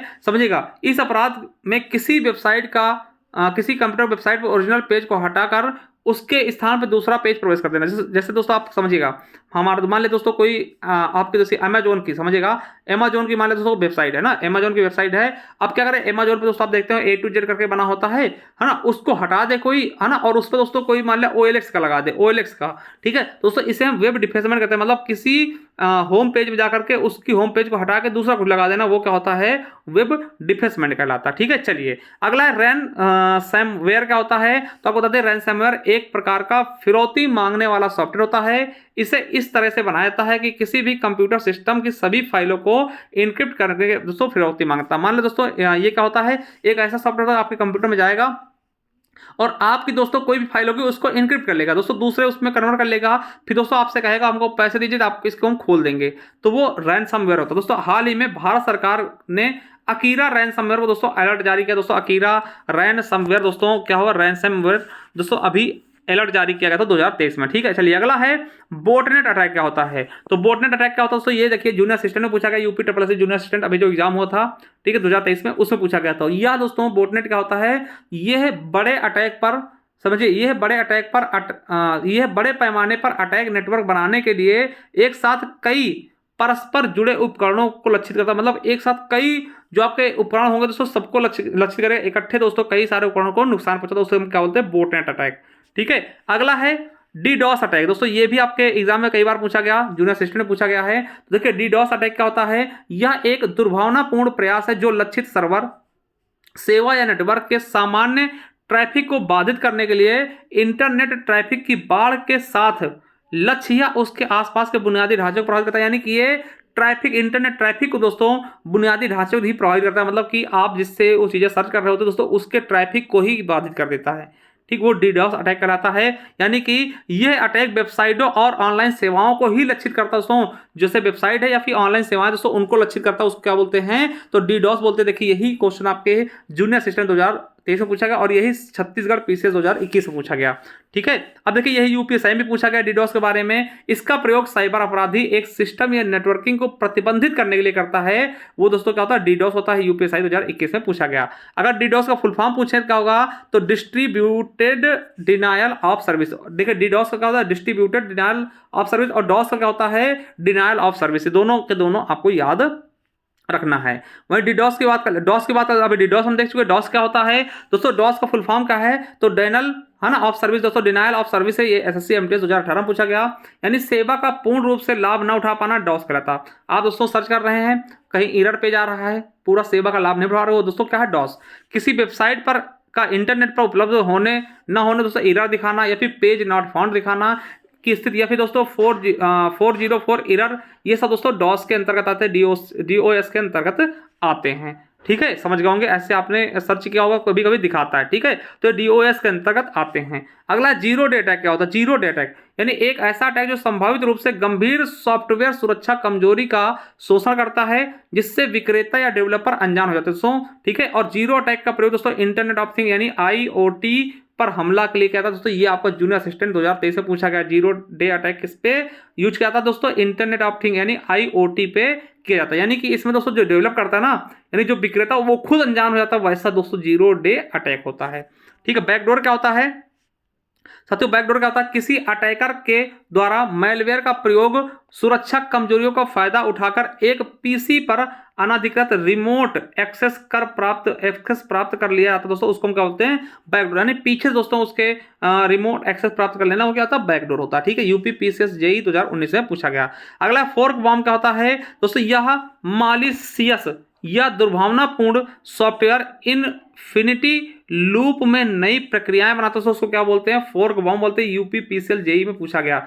बाकी दोस्तों साइबर आतंकवाद आप जानते होंगे, अवैध वस्तुओं का क्रय विक्रय आप जानते होंगे कि कोई चीज दोस्तों बेच दी जो बिकनी नहीं थी वो भी बेच दिया। एडवेयर का होता है दोस्तों, एक प्रकार का मैलवेयर दोस्तों जो कंप्यूटर में विज्ञापन प्रसिद्ध होता है। मतलब आपको दोस्तों आप कोई चीज सर्च करते हैं, मान लिया आप आज घड़ी सर्च किए तो आपको दोस्तों 2-3 तक घड़ी दिखाएगा। हर जगह आप फेसबुक जाएंगे, इंस्टा जाएंगे, हर जगह आपको दोस्तों ऊपर भी घड़ी शो करे, वो दोस्तों एडवेयर होता है, भी आपको ऐड दिखाता है ना।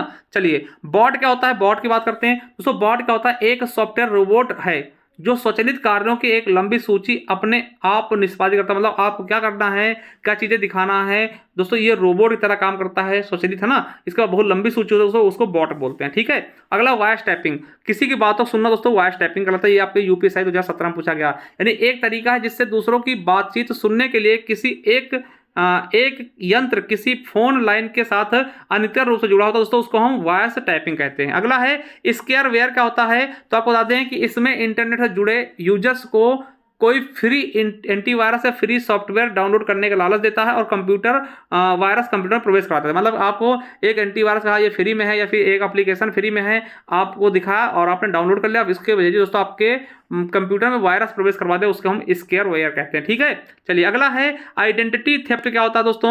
आइडेंटिटी थेफ्ट क्या होता है, तो आपको बता दें अपराधी द्वारा छद्म रूप धारण करके यूजर की जानकारी, व्यक्तिगत जानकारी को चुराना दोस्तों आइडेंटिटी थेफ्ट कराता है। यानी कि आपकी व्यक्तिगत जानकारी चुरा लेना, ठीक है, अपराधियों द्वारा, वो क्या होता है, आइडेंटिटी थेफ्ट होता है। चलिए ये चीजें आप समझ गए। कुछ शब्दावली देख लेते हैं। देखिए हैकर क्या होते हैं, तो जिसके इरादे आपराधिक या दुर्भावनापूर्ण नहीं होते दोस्तों, उसको हम हैकर कहते हैं। यूपीएसआई 2017 में पूछा गया। यानी कि आप कह सकते हैं एक व्यक्ति जो अपने ज्ञान का प्रयोग दूसरे व्यक्तियों के कंप्यूटर से अवैध तरीके से जानकारी को प्राप्त करने या उसे नष्ट करने के लिए करता है, वो हैकर कहलाता है। एसएससी सीएसएल 2019 में पूछा गया। अगला क्रैकर क्या होता है? यह कंप्यूटर या कंप्यूटर प्रणाली को तोड़ने में विशेष निपुण होता है, उसको हम क्या बोलते हैं? क्रैकर बोलते हैं। एमपीपीसीएस में पूछा गया।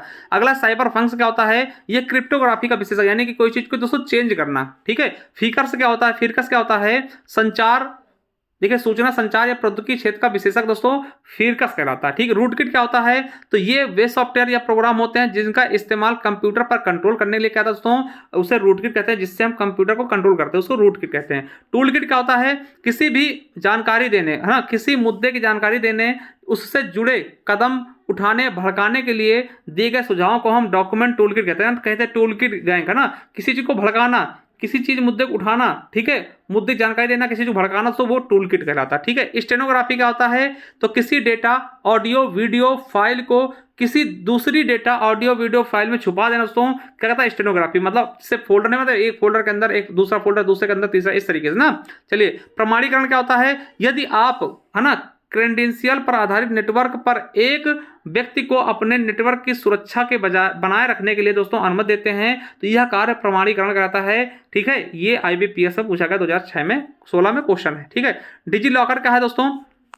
या पे यूपी पुलिस 2024 में अभी लेटेस्ट पूछा गया। डिजी लॉकर क्या है? एक एप्लीकेशन का उद्देश्य नागरिक के डिजिटल दस्तावेज वॉलेट में प्रमाणित, है ना, डिजिटल दस्तावेज तक पहुंच प्रदान करने के दोस्तों नागरिकों को डिजिटल सशक्तिकरण करना दोस्तों डिजी लॉकर। डिजी लॉकर क्या होता है दोस्तों? इसमें आप सभी के सभी आप अपना आधार कार्ड, ड्राइविंग लाइसेंस, इस सब चीजों को, अपने 12th के मार्कशीट, 10th के मार्कशीट सबको रख सकते हैं। उससे दोस्तों डिजी लॉकर एक ऐप है।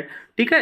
ये दोस्तों यूपी पुलिस 2024 में भी पूछा गया। ठीक है। इंटरनेट ऑफ थिंग्स क्या है दोस्तों? आईओटी। देखिए आईओटी दोस्तों होता है कि जूनियर स्टूडेंट में एक बड़ा टॉपिक, इसको जूनियर स्टूडेंट में पढ़ेंगे। ठीक है, अलग से। तो दोस्तों इसे वस्तु अंतर्जाल कहते हैं। ये क्या होता है दोस्तों? इंटरनेट का प्रौद्योगिकी आविष्कार जो रोजमर्रा की वस्तुएं का नेटवर्क जोड़ता जाता है दोस्तों इसको, और जिससे डेटा भेज जा सके और प्राप्त किया जा सके। मतलब दोस्तों जैसे कोई चीज दोस्तों रिमोट से जोड़ देना, रिमोट से दोस्तों एसी चला देना, ये सब क्या है? ये आईओटी के ही काम है। पैच क्या होता है? तो ज्ञान सॉफ्टवेयर यानी बग, त्रुटि को रिपेयर करने के लिए दोस्तों इंटरनेट पर समानता बिना प्रभार के मिलने वाला सॉफ्टवेयर का होता है दोस्तों, उसको हम क्या बोलते हैं? पैच बोलते हैं। यानी कि ये त्रुटि को सुधारने के लिए दोस्तों ये काम करता है। ये आईबीपीओ में पूछा गया क्वेश्चन। अगला पासवर्ड क्या होता है? वह गुप्त कोड जो कुछ सुरक्षित प्रोग्राम में यूजर को एक्सेस प्रदान करता है दोस्तों, ये क्या होता है? पासवर्ड क्या होता है? एक गुप्त कोड होता है दोस्तों जो सुरक्षा प्रदान करता है। ये आईबीपीएस क्लर्क में पूछा गया 2017 में। अगला है ऑथेंटिकेशन का होता है, तो लॉगिन नेम और पासवर्ड का वेरिफिकेशन करने की प्रक्रिया कहलाती है ऑथेंटिकेशन कहलाती है। आईबीपीएस क्लर्क में पूछा गया क्वेश्चन। अगला है कंप्यूटर फॉरेंसिक का होता है, तो अपराधियों द्वारा कंप्यूटर से डिलीट या डैमेज की गई फाइलों को पुनः प्राप्त करने की विशेषज्ञता का कहलाती है कंप्यूटर फॉरेंसिक। देखिए आपके आईबीपीएस क्लर्क 2017 में पूछा गया। अब देखिए कुछ क्वेश्चन आपको दिखा दें।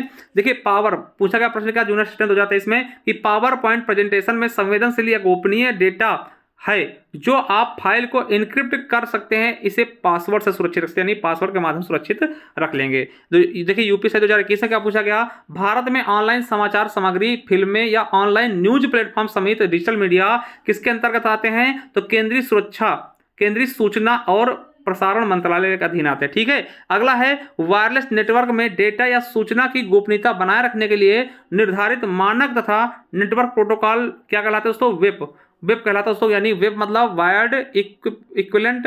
ठीक है, प्राइवेसी। ये आपके एसएससी 2016 के पेपर में पूछा गया। अगला है ईमेल, नोट कर दीजिएगा दोस्तों, ईमेल को जारी किए जाने का स्थान का पता दोस्तों नेटवर्क सर्विस दाता द्वारा दिया गया दोस्तों आईपी एड्रेस से पता, मतलब आप कहां से ईमेल कर रहे हैं ये आईपी एड्रेस से पता चल जाता है दोस्तों। जैसे कि, है ना, कि जैसे मान लो ईमेल से किसी को आप धमकी दे रहे हैं तो आपके आईपी एड्रेस से पता चल जाएगा आप कहां से ईमेल कर रहे हैं। यानी आईपी का फुल फॉर्म का होता है आईपी एड्रेस का? Internet protocol. अब देखिए संस्थागत फ्रेमवर्क देख लें कि साइबर सुरक्षा, देखिए राष्ट्रीय साइबर सुरक्षा समन्वय केंद्र यानी एनसीसीसी की स्थापना दोस्तों 2017 में नई दिल्ली में की गई। इसके तो वर्तमान अध्यक्ष कौन है? वर्तमान राष्ट्रीय साइबर सुरक्षा समन्वय कौन है? तो लेफ्टिनेंट जनरल एमयू नायर जी। अगला है कंप्यूटर आपातकालीन प्रतिक्रिया दल दोस्तों, जिसको CERT इन कहते हैं। इसकी स्थापना दोस्तों 19 जनवरी 2004 को दिल्ली में स्थापित किया गया। अगला है राष्ट्रीय महत्वपूर्ण सूचना और संरचना केंद्र, ठीक है, जिसको हम NCHPC कहते हैं। वहीं दोस्तों बात कर लें कि देखिए भारतीय साइबर अपराध समन्वय केंद्र, India cyber crime coordination centre, यानी कि जिसको 1-4C कहते हैं, सॉरी I-4C। आई का मतलब दोस्तों इंडिया और 4C मतलब सी के 4 बार, देखिए सी से साइबर क्राइम कोऑर्डिनेशन और सेंटर, ठीक, I-4C कहते हैं, ठीक है, 1-4C में I-4C। ठीक, अगला है CSK यानी कि साइबर सुरक्षा स्वच्छता केंद्र। अगला दोस्तों ट्राई का फुल फॉर्म क्या होता है, तो भारतीय दूरसंचार विनियामक प्राधिकरण 20 फरवरी 1997। देखिए ये डू नॉट डिस्टर्ब की प्रक्रिया को लागू करता है। डू नॉट डिस्टर्ब क्या होता है, जैसे आपके फोन पे दोस्तों कंपनी का मैसेज बहुत आते हैं, कंपनी फोन होता है तो आप डू नॉट डिस्टर्ब लगाते हैं ना, DND कहते हैं, तो DND कौन लगाता है, तो ट्राई ही करवाता है। ठीक, ये UPSI में पूछा गया। अगला है कि स्पेस, देखिए साइबर स्पेस पर ग्लोबल कॉन्फ्रेंस, इसकी बात करते हैं दोस्तों, इसका प्रथम कॉन्फ्रेंस 2011 में लंदन में आयोजित किया गया और भारत ने वर्ष 2017 में इसका पांचवें संस्करण की मेजबानी की जाएगी। तो यानी कि दोस्तों ये सबसे पहले 2011 में लंदन में किया गया और इसके दोस्तों 2017 में भारत ने इसकी मेजबानी की, संस्करण की 5वें संस्करण की मेजबानी भारत ने की। ठीक है, कुछ महत्वपूर्ण बिंदु देखते हैं कि भारत के बिजली क्षेत्र में रेड इको नामक चीनी समूह का मालवेयर अटैक हुआ है। रेड इको द्वारा दोस्तों साइडोपैड नामक एक मालवेयर का उपयोग किया जाता है और अमेरिका के महत्वपूर्ण बुनियादी संरचनाओं पर सोलर विड नामक साइबर अटैक हुआ दोस्तों, और भारत बायोटेक और सीरम इंस्टीट्यूट पर स्टोन पांडा नामक हैकर समूह का हमला हुआ। दोस्तों चलिए, ये आज की क्लास दोस्तों यहीं तक थी और ये आपका डेमो समझ लीजिए। और ये पुलिस का भी आप चाहते हैं अगर कंप्यूटर बैच जुड़ना दोस्तों, मात्र आज का दिन है 199 रुपये में दोस्तों ये आपको मिल जाएगा। 199 रुपये दोस्तों ये है, आपको 151 रुपये मिल जाए दोस्तों। ये 4 एग्जाम्स के लिए या फिर UPSSC कोई भी एग्जाम को दोस्तों बहुत इंपॉर्टेंट है, ये सभी के लिए आप ले सकते हैं। ठीक है, और कोई जानकारी दोस्तों व्हाट्सअप कर सकते हैं इस नंबर पे। और दोस्तों ये जूनियर असिस्टेंट का हमारा बैच है 399 रुपये में, जिसमें आपको 2 टीचर खुद ही सेलेक्टेड मिलेंगे, संदीप सर, संजीव सर। 55 से 12 पदों के लिए इसको आप परचेस कर सकते हैं। ठीक है, और दोस्तों ये हमारी भारतीय इतिहास के दोस्तों ई बुक है। आप देखिए ज्ञान RBL ऐप पे जाइए दोस्तों, वहाँ पे सारी ई बुक मिल जाएंगे आपको। UP स्पेशल की मिल जाएगी, हिंदी की मिल जाएगी, है ना, और दोस्तों आपको स्टैटिक GK मिल जाएगी और कंप्यूटर मिल जाएगी। सभी की सभी ई बुक आपको मिल जाएंगे। ज्ञान RBL ऐप को डाउनलोड करिए, वहाँ जाकर दोस्तों जाइएगा। हमारे देखिए आपके हिंदी साहित्य इतिहास की है। ठीक, ये आपका दोस्तों कंप्यूटर बैच है अभी 151 रुपये में, फिर दोस्तों कुछ दिन बाद ये 199 रुपये हो जाएगा। इसके अलावा स्टैटिक GK बुक ले सकते हैं। देखिए स्टैटिक GK संपूर्ण UP पुलिस में दोस्तों रामबाण था। ठीक है, चलिए इसके अलावा आपका सफलता 2.0 बैच चुनने के लिए चलिए थैंक यू। मिलते हैं किसी नेक्स्ट वीडियो, तक के लिए जय हिंद, जय भारत, वंदे मातरम।